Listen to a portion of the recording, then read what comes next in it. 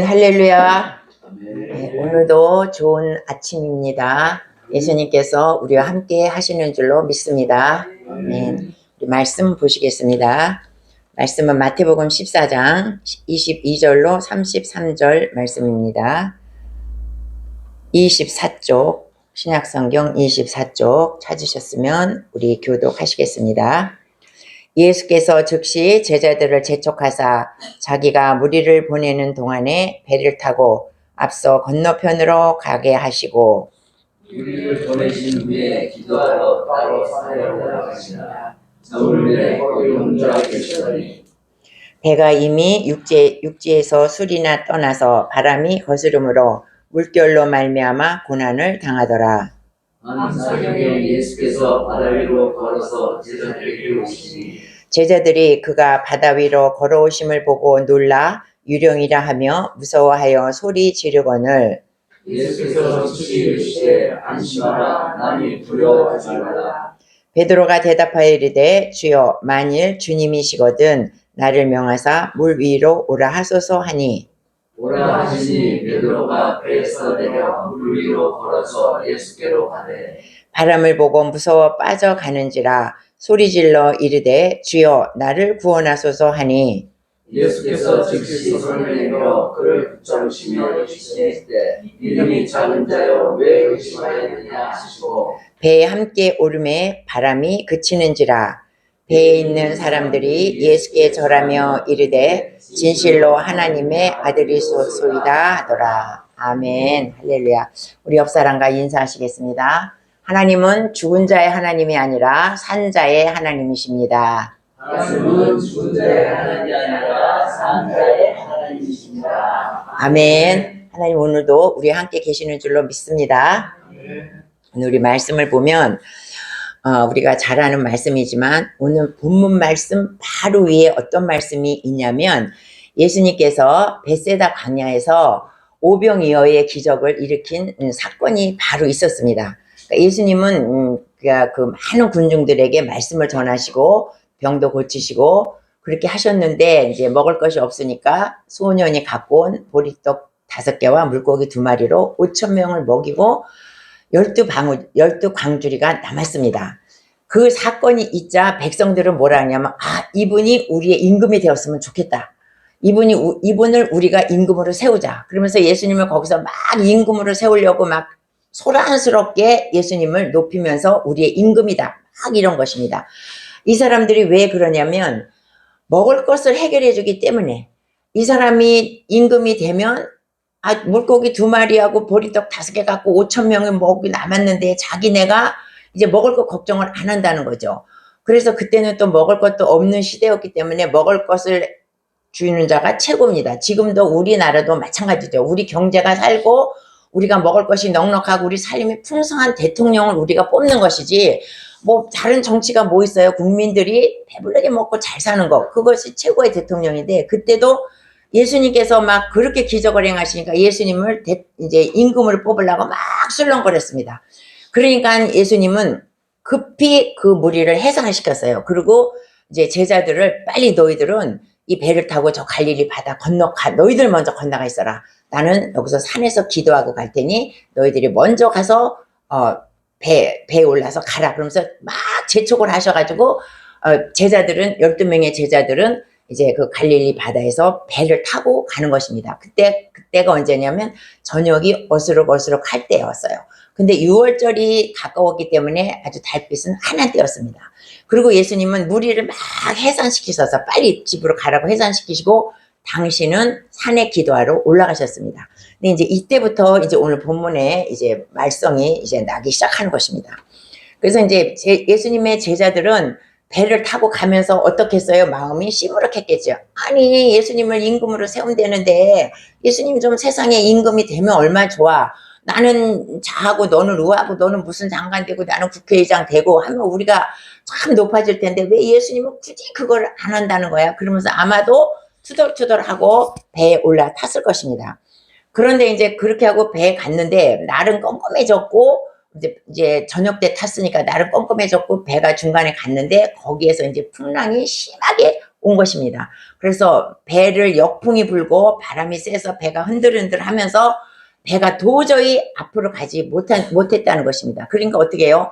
이 사람들은 어부라 바다에 대해서 너무나 잘 알고 있습니다. 그래서 자기들이 어떻게든지 해보려고 그냥 가진 애를 다 썼지만 배는 한치도 앞을 거슬러 가지 못했다는 것이에요. 역풍이 불기 때문에.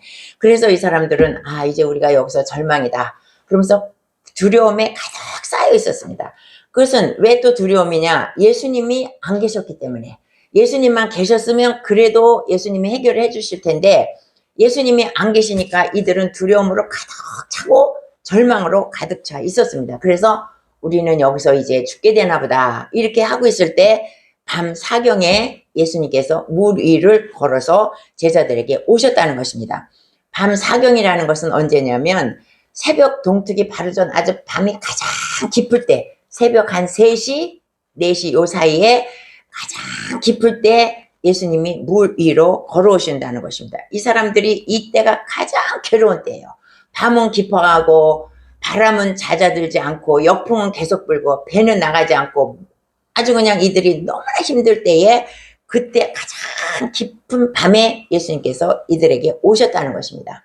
그런데 어떻게 왔냐면 그 물 위를 걸어서 예수님이 오셨다는 거예요. 그러니까 우리도 어떻게 되냐면 우리의 고난이 가장 힘들 때 나 이제 못 살아. 나 이제 절망이야. 난 죽었으면 좋겠어. 빨리 나 죽었으면 좋겠어. 이러고 우리가 고난을 헤쳐나가지 못할 가장 깊은 밤에 예수님은 물 위를 걸어서 우리에게 오신다는 것입니다. 그것은 뭐냐면 예수님은 이미 산에서 제자들이 고통당하고 그 어려움 그 바다에서 고통당하고 절망당하고 노를 젓는 모습을 예수님은 다 보고 계셨다는 거예요. 다 보고 계셨는데 그럼 빨리 오지 좀 예수님은 힘들 때 빨리빨리 오지 왜 안 오셨을까? 그때가 예수님이 오실 때라는 것이죠. 우리는 힘들어 죽겠지만 예수님 편에서 볼 때는 너희가 가장 힘들 때 그때 오신다는 것입니다.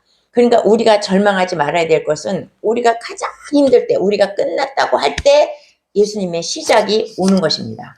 그래서 그때 절망 가운데 예수님이 이제 오신 것이죠. 그러니까 이제 이 제자들이 막 노를 젓고 그러다가 어떻게 해요?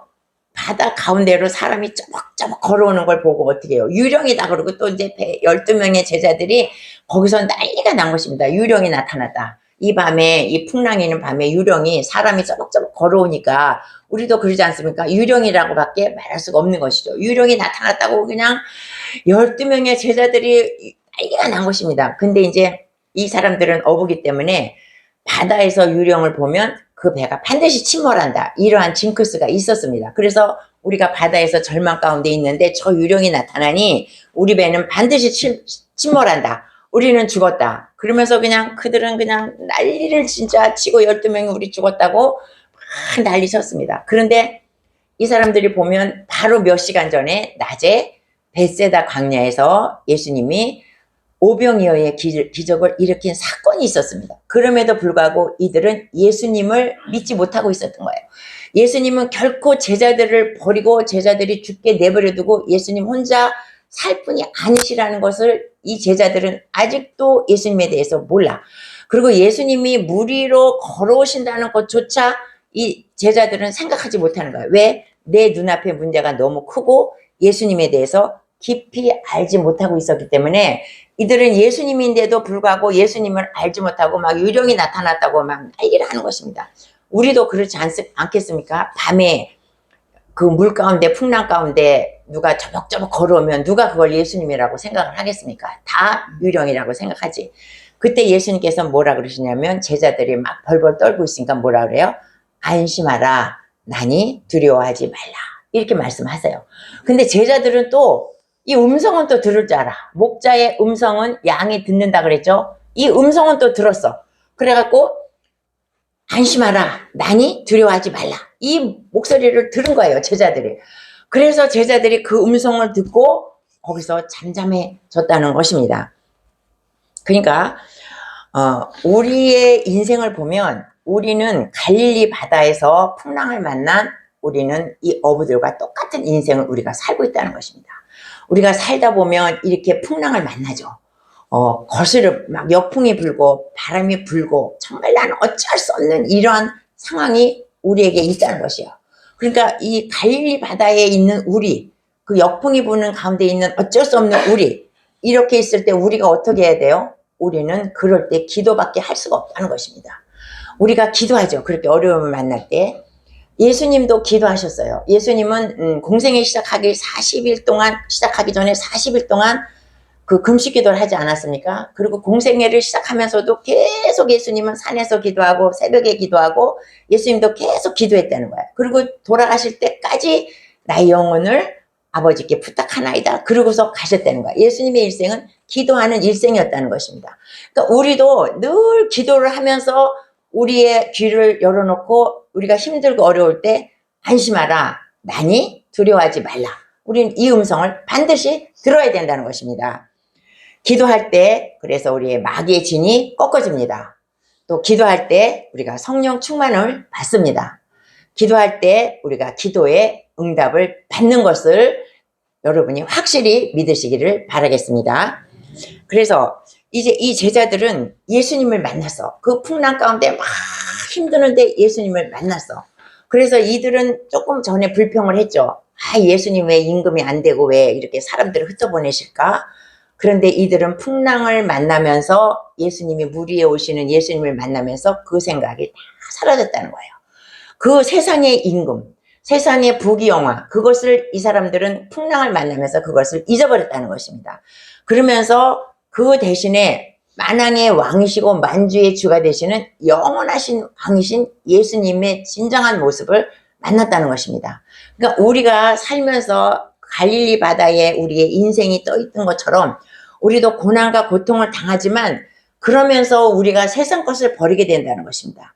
세상의 부귀영화를 우리가 절망 가운데 고통 가운데 그러면서 예수님을 만나면서 우리가 그 세상에 가졌던 부귀영화 아직도 그것을 버리지 못하는 그것을 우리가 그 고난 가운데 예수님을 만나면서 그것을 하나하나 버리게 되면서 우리가 진정한 예수님의 자녀가 되고 진정한 예수 그리스도의 예수님의 모습을 우리가 보게 된다는 것입니다. 그래서 우리가 이 길을 갈 수 있다는 거예요. 그러니까 우리가 고난을 당하지 않으면 그러한 예수님을 만날 수 없는 것입니다. 고난을 당하지 않으면 물 위로 걸어오시는 예수님을 만날 수 없죠. 평안하면 평안할 때 아무 걱정 없을 때 예수님과 같이 배를 타고 갔으면 이들은 진정한 예수님의 모습을 만나지 못하고 계속 마음속으로 아, 예수님 그냥 임금을 하시지, 왕을 하시지. 그러면 우리가 아, 나는 국무총리를 하고 얘는 법무장관 하고 얘는 할 텐데 그런 마음이 계속 있었을 것이다 이거예요. 그러나 그 절망 가운데 그 세상 것을 다 버리고 진정한 예수님을 따라갈 수 있다는 것입니다. 이것이 우리에게 주는 교훈이에요. 우리가 그러니까 고통을 당한다, 절명을 당한다, 병을 앓는다 이런 속에서 우리가 예수님을 만나고 우리가 세상 것을 하나하나 제거해버리고 우리가 주의 길을 가시기를 예수님의 이름으로 축원합니다. 절망의 때에 우리는 반드시 안심하라, 두려워하지 말라, 나다. 그 말씀 우리는 반드시 들어야 됩니다. 주님은 풍랑을 다스리는 분이시라는 것이에요. 그래서 자연의 모든 것은 주님 앞에 엎드리게 되어 있습니다. 그래서 우리가 마태복음 8장에도 그런 말씀 나오죠. 예수님하고 같이 갔어. 같이 배를 타고 갔는데 그때 풍랑이 막 일었어. 근데 예수님은 한쪽 구석에서 주무시고 있었어요. 그런데 제자들이 자기네가 업을 하고 그래도 내가 해보겠다고 막 그냥 노를 젓지만 젓지 못해서 결국은 예수님을 찾지 않습니까? 예수님이 여기서 주무시면 어떡합니까?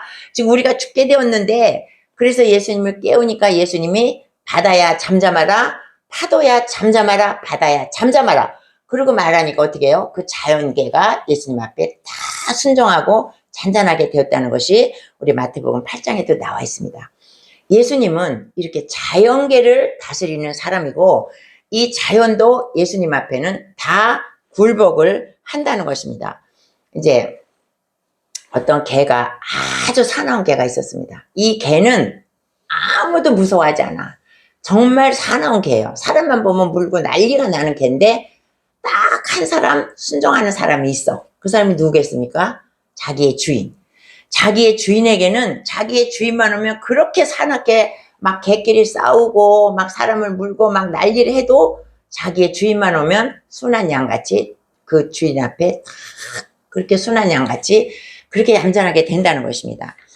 이것은 이 자연계도 마찬가지라는 거예요. 자연계도 예수님이 말 한마디면 모든 것이 다 평정이 된다는 것이죠. 그래서 이제 제자들은 예수님이 이제 그 물 위로 걸어오시는 그 분이 유령이 아니고 예수님이라는 걸 알았어요. 그래서 우리가 여기서 베드로의 믿음을 한번 보시겠습니다. 28절 우리가 다 한번 읽어보겠습니다. 다 같이 28절.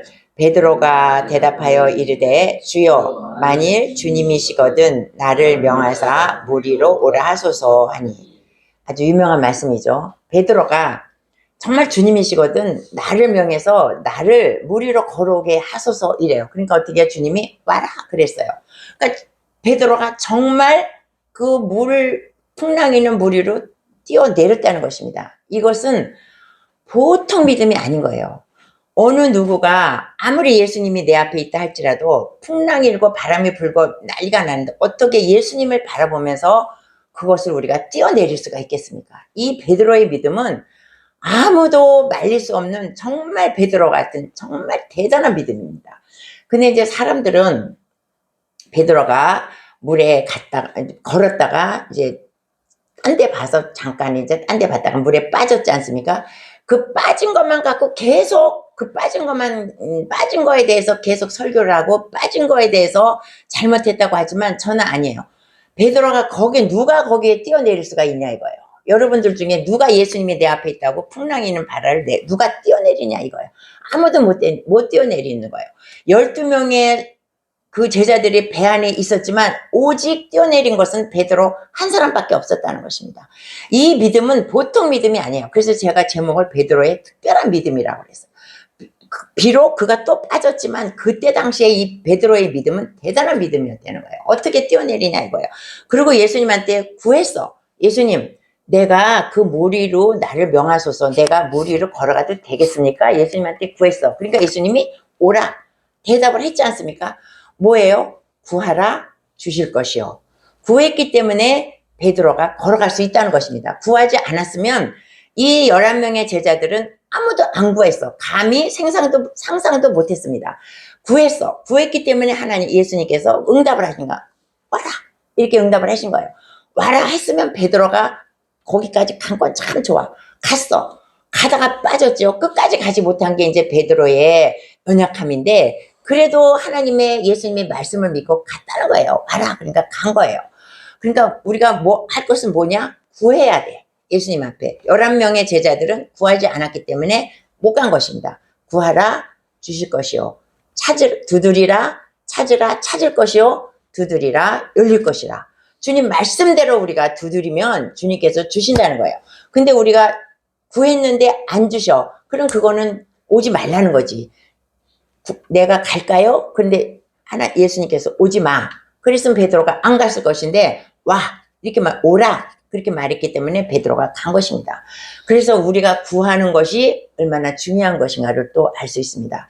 여러분은 예수님이 코앞에 있다 그래서 배에서 풍랑이는 그 깜깜한 밤에 내릴 수가 있습니까? 11명의 제자들은 못 내렸다는 거예요. 그래서 그들은 물결위를 걸어보지를 못해서. 근데 이제 이 물 위를 걸었다는 것은 이 세상의 인류 역사상 베드로 한 사람밖에 없어. 아무도 물 위를 걸은 사람이 없어. 전무후무한 게 이 베드로야. 얼마나 대단한 믿음이니까 물 위를 걷다는 것이.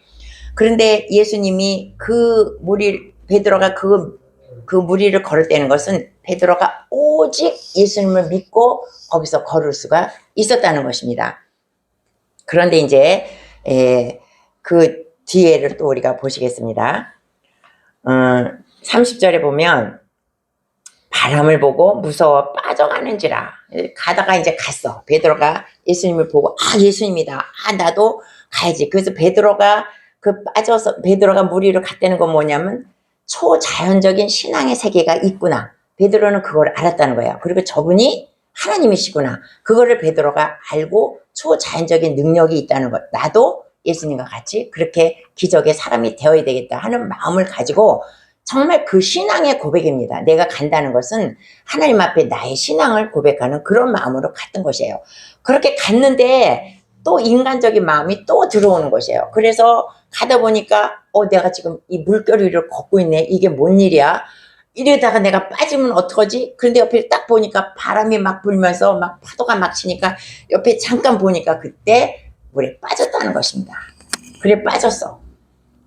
빠져가지고 또 어떻게 해요? 막 허우적거리면서 또 베드로가 또 요란스럽지 않습니까? 그러니까 주여 나를 구원하소서 하면서 또 막 베드로가 또 자기의 성격대로 막 소리를 지르는 것입니다. 근데 이제 우리가 그 노아에 우리가 배웠죠. 노아가 배를 만들 때 어떻게 만들었습니까? 유리창이 하나도 없어. 창문이 하나도 없고 오직 하늘에만 창이 있다고 그러지 않았습니까? 하나님께서 노아에게 배를 만들어 갈 때 창문 요 위로 난 창문만 내고 옆에는 아무것도 없었어. 그래서 때가 되면 그 짐승들을 다 방전해 놓고 노아의 식구 8명이 다 그 안에 들어갔습니다. 그리고 이제 문이 차가닥 잠겼어요.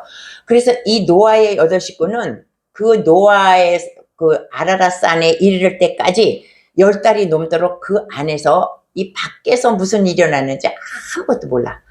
비가 왔는지 창수가 치는지 자기 친척이 죽었는지 동물들이 떠내려갔는지 산이 막 그냥 다 해파 아무것도 모르고 오직 하나님만 바라보고 있었기 때문에 그들은 그 10달 동안을 그 방주에서 살 수가 있었다는 것입니다. 만약에 창이 있었다면 자기의 형제, 친척, 뭐 아는 친구들이 다 살려달라고 그 물속에서 어우덕지고 그 많은 인구가 다 죽고 그 짐승이 다 죽고 산이 허물어지고 이거를 보면 아마 이 사람들은 기절했을 거예요. 정신병에 걸렸을 거야. 저렇게 다 죽어가니. 근데 그거를 모르고 있었기 때문에 이들이 승리하면서 살아날 수가 있었다는 것입니다. 그러니까 우리가 어때요? 환난과 시험을 당할 때 우리는 옆에 있는 세상의 문을 다 닫아야 돼. 다 닫고 오직 하나님만 바라봐야 우리가 살 수가 있다는 것입니다. 우리가 환난과 고통과 힘든 일을 당할 때 세상을 바라보면 어때요? 어머 쟤는 나보다 못한 애였는데 나보다 잘 사네. 나는 왜 이렇게 못 살아? 쟤는 학교 다닐 때 나보다 공부도 못한 애였는데 쟤네 자식들은 지금 어떻게 그게 지금 머릿속에 꽉 뜨고 나는 먹고 살 것도 없는데 우리가 세상을 바라보면 이렇게 된다는 거예요. 그러니까 그런 문은 다 닫고 오직 하나님과의 나와의 관계로 기도하면서 하나님을 바라보면서 나갈 때 우리가 그 고난을 헤쳐가면서 우리가 예수님을 만날 수가 있다는 것입니다. 우리가 이 노아의 방주의 그 원리를 여러분들이 아시기를 바랍니다. 우리가 고난과 환난을 당할 때 절대 세상을 바라보면 안 되고 오직 하늘로 난 창, 그 창을 바라보고 나갈 때 이 노아의 8식구가 정신병 걸리지 않고 살아남을 수가 있었다는 것입니다. 그래서 우리는 사람은 딱 뭐를 봐요? 먼저 눈으로 뭘 보면 사물을 볼 때 사람을 볼 때도 우리가 어떤 사람이 오면 눈으로 딱 보잖아. 눈으로 딱 보고 그 사람 우리가 판단하지 않습니까? 뭐를 볼 때도 우리는 다 먼저 눈으로 본다는 거야. 그러니까 우리가 세상을 베드로가 어때요? 세상의 눈으로 봤기 때문에 물에 빠졌다는 것입니다. 그래서 우리는 이 눈이 항상 예수님한테 고정되어 있었다는 것이죠. 그래서 물론 베드로가 빠졌어. 그래서 이제 막 빠진 것에 대해서 많은 그 설교도 많고 빠진 것에 대해서 많지만 저는 빠지더라도 일단은 이 예수님한테 그 무리를 걸어봐야지 않겠습니까? 빠지면 예수님이 건져줘.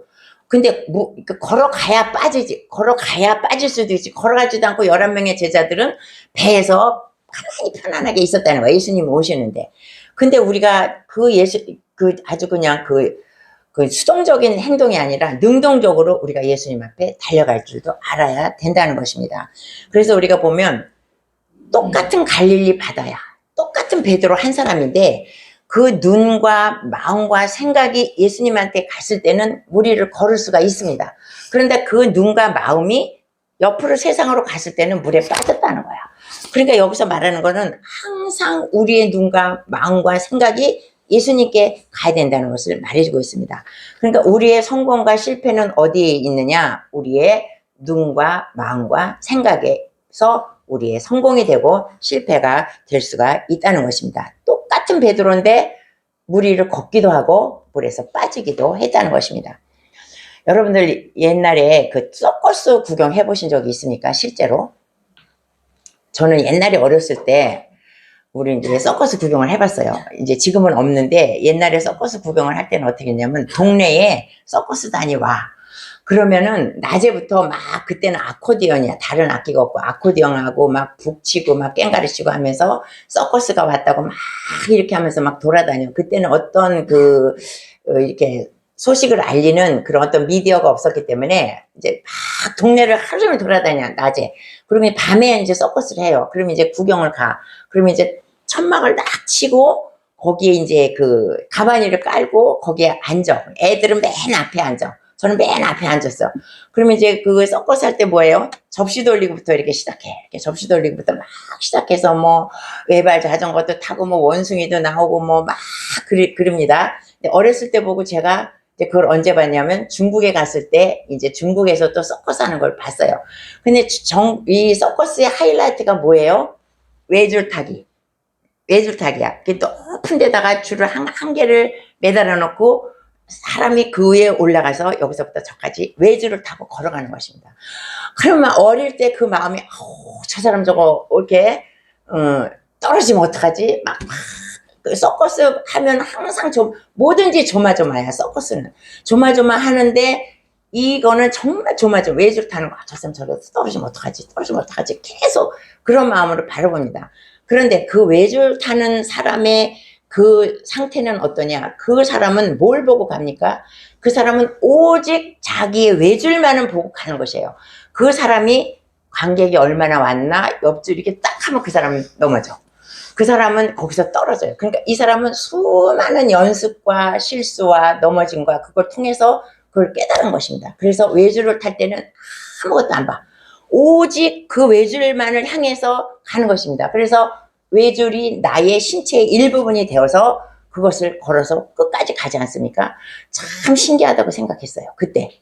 그런데 우리도 마찬가지라는, 우리 예수 믿는 사람들도 오직 예수님과 나와의 한 몸이 되어서 오직 예수님만 바라보고 갈 때 우리가 이 땅에서도 승리하는 삶을 살고 영원한 하늘나라에 우리가 갈 수 있다는 것입니다. 그러니까 우리는 오직 외줄 타는 사람들처럼 예수님만 바라보고 세상 것 바라보지 말고 예수님만 바라보고 나가는 여러분이 되시기를 예수님의 이름으로 축원합니다. 그래서 이제 우리가 그 마지막에 31절 우리가 다 같이 한번 읽어보겠습니다. 다 같이.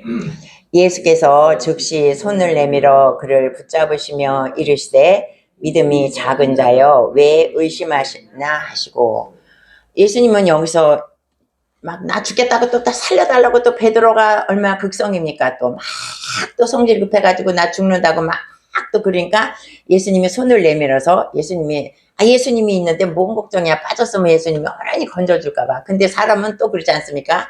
나 죽겠다고 막 그러니까 예수님이 손을 내밀어서 일으켜 올리시고 믿음이 작은 자요. 예수님께서 그렇게 말씀해 주세요. 베드로가 믿음이 작은 자입니까? 베드로는 엄청 믿음이 이 당시에 엄청 믿음이 큰 자였습니다.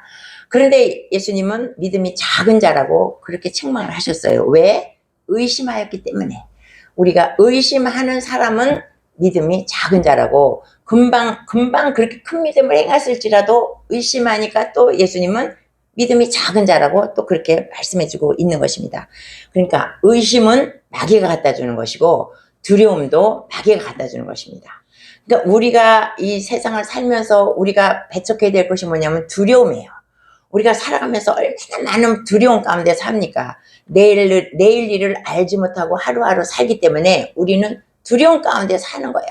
우리가 날마다 두려움 가운데, 이 나라가 또 어떻게 될까? 우리 날마다 그런 걱정과 근심과 두려움 가운데 사는 것인데 그 두려움은 마귀가 갖다 준다는 것입니다. 그러니까 우리는 모든 두려움과 근심과 의심을 다 주님 앞에 맡기고 우리가 하루하루를 예수님과 평안하게 살아야 될 것입니다. 그래서 이제 예수님이 베드로를 올려서 이제 배에 오르셨습니다. 그 배에 함께 오름에 바람이 그치는지라. 예수님이 배에 오르니까 바람이 잔잔하게 그쳤습니다. 그랬더니 33절에 뭐라 그래요? 배에 있는 사람들이 예수께 절하며 이르되 진실로 하나님의 아들이도소이다 하더라 이래요. 그러니까 배에 있는 11명의 사람들은 그냥 베드로가 물 위로 걷는 거 다 보고 물에 빠지는 거 다 보고 건지는 거 다 보고 또 바다가 잠잠한 걸 11명의 제자들은 다 봤다는 것입니다. 그래서 예수님이 배에 오르니까 11명의 제자들이 다 예수님 앞에 엎드려 경배했다는 것입니다. 그러면서 진실로 당신은 하나님의 아들이로소이다 하면서 고백을 하는 거예요. 제자들이. 그동안에 수없이 제자들과 같이 다녔지만은 예수님이 하나님의 아들이라는 거를 또 몰랐던 거야.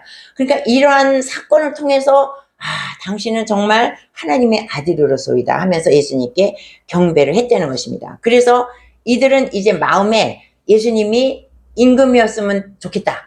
내가 국무총리였으면 좋겠다. 이것은 이제 싹 사라지고 없어졌다는 것입니다.